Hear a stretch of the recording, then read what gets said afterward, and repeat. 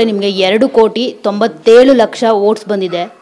Of course ಇದು ದೊಡ್ಡ ನಿಮಗೆ ಸಿಕ್ಕಿರುವಂಥ ಒಂದು ರೀತಿ ಪ್ರೀತಿ ಅಭಿಮಾನ ಸಂಪಾದನೆ ಅಂತಲೇ ಹೇಳ್ಬೋದು.